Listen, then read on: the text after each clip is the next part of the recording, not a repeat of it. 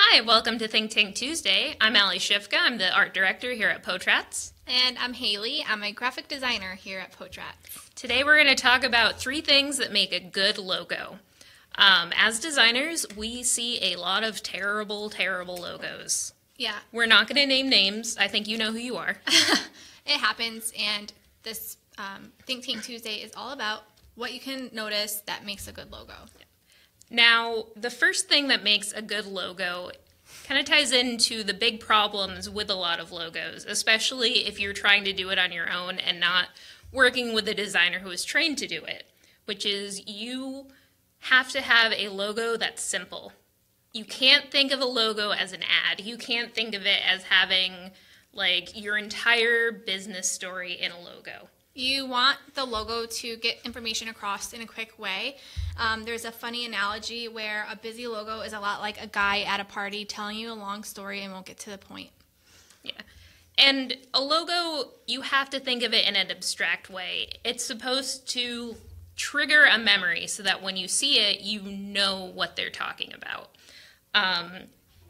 We have our video guy who's going to pull up some examples that we think are good, simple logos. Yes. The first logo is the Fedex logo. Yes. The Fedex logo is a nice logo. It's easy to understand, and if you can see, it plays well with the use of negative space. If you check in the EX, there's an arrow.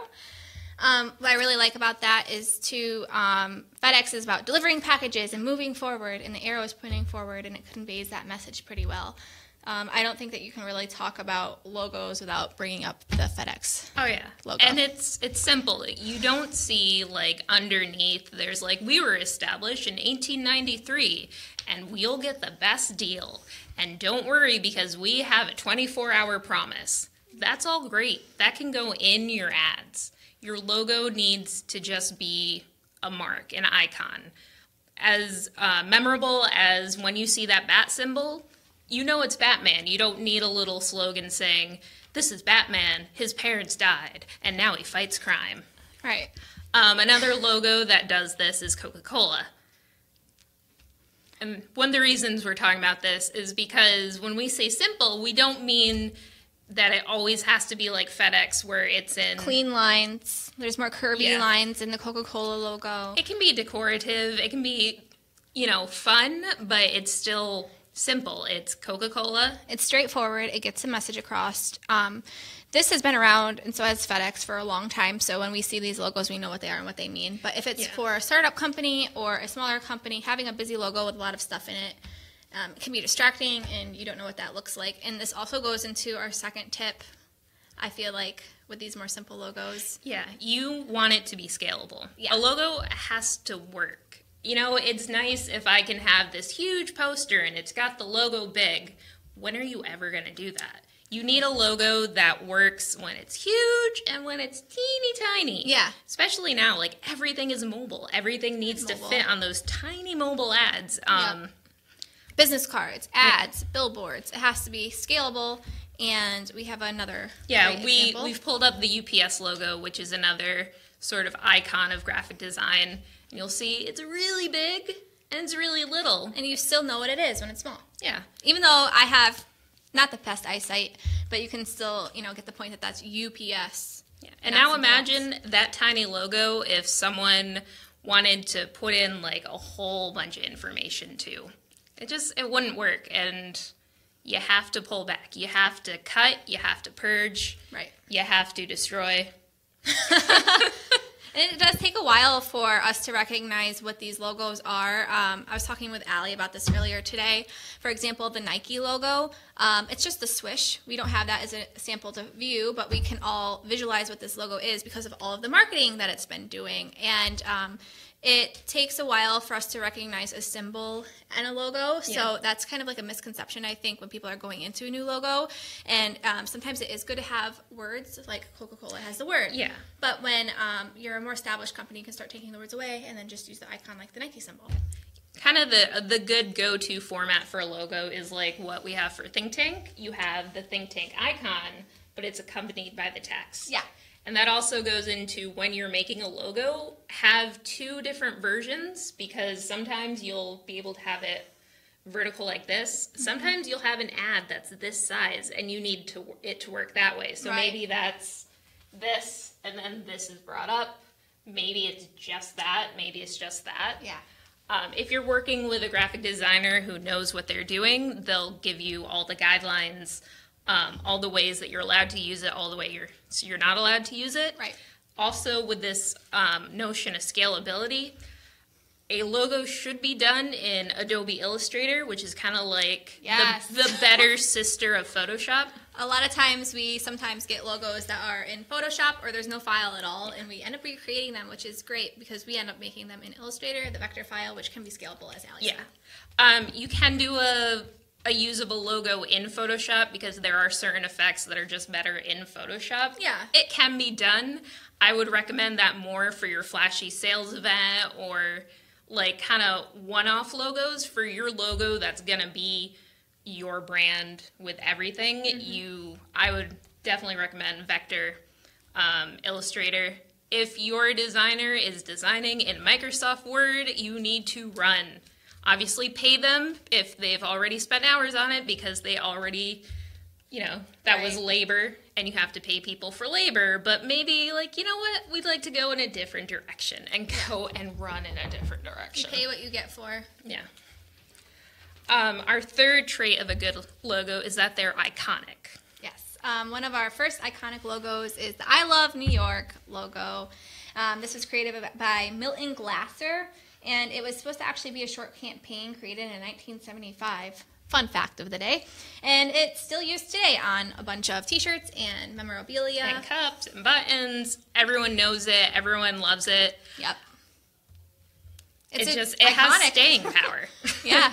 I found it funny that it was only meant to be around for a short campaign, and then it stuck all these years. Kind of going with what you said earlier, like when you have a logo that's just an icon, it can be extremely effective, but if it's not like really supported and really put everywhere so that people make that connection of, oh, this is the Boston Brewing Company. I know that because it's got a patriot kicking a beer can. Right. Yeah. If you don't like keep repeating it, then it's not going to work. It's like a circle, and half of the circle is, this isn't a good metaphor. I'm sorry. Let me try that again. But at the end of the day, they're two halves of a whole. No, it still works. Yeah, no, it works. You need a good iconic logo, and you need to be able to support the iconic logo and have them fit together.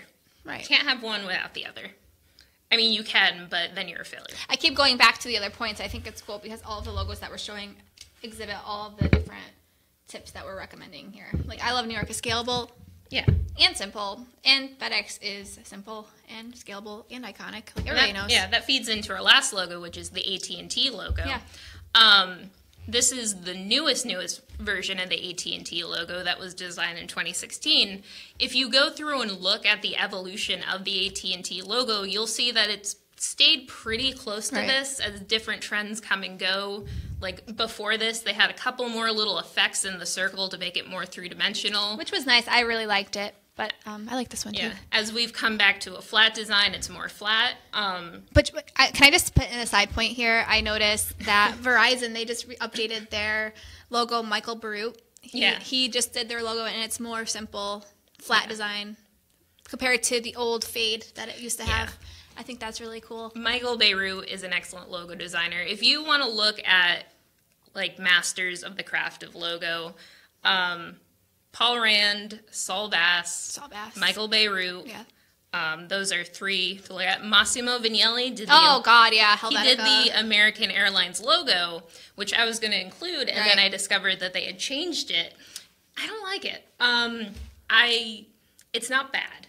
Right. But it was just like this beautiful, simple A, and then sometimes with the eagle. Mm-hmm. And it was great, and they got rid of it, and things are always evolving. We don't always like what we see, but it happens. Another logo that has stayed the same is the UPS logo. Right. Like, it's always been essentially that shield. The first iteration, like, the top was this package and then a shield. FedEx logo is stayed the same because they are good logos that stand the test of time. Yep. They don't rely on the technology of the day. Right. That's kind of the fourth like secret bonus point. The bonus tip. When you're making a logo, if it doesn't work in just plain black and white, if it needs a bunch of effects for it to be to work and be legible, then Right. you have a problem at your base. Right. I mean, I think that the point, too, is to get the point across and to know what the company is, like just from simply the logo. Yeah. I mean, that's the goal. Yeah. The goal is to be like the Nikes and Yeah. And like I the said, like, AT&Ts. if you have all these things that you also want to communicate, like, that's great. You need to know when to go with those. So after you have your logo that is simple, clean, scalable, iconic, then you can start moving into your ads and your point of sale material and how you're putting that all over your business. And that's the next step. Right. Yeah. So in the spirit of getting it to the point and then leaving, I think that's about it. Yeah. Should we just state our tips one more time? Yep, but first we have to talk about the Women Business Conference. Oh, so we have the Women in Automotive Conference coming up. Samantha will be speaking there. It's July 9th through 11th. Just go to the website and register. It's on your screen, and we hope to see you there. Woo! Woo! So, quickly, tips to a good logo. Number 1 is that they're simple. Number 2, they're scalable. And 3, that it's iconic.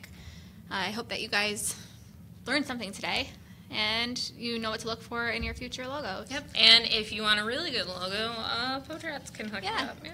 I mean, we're for hire. Yeah. We're great designers. We have a whole team here, and we look forward to speaking with you guys.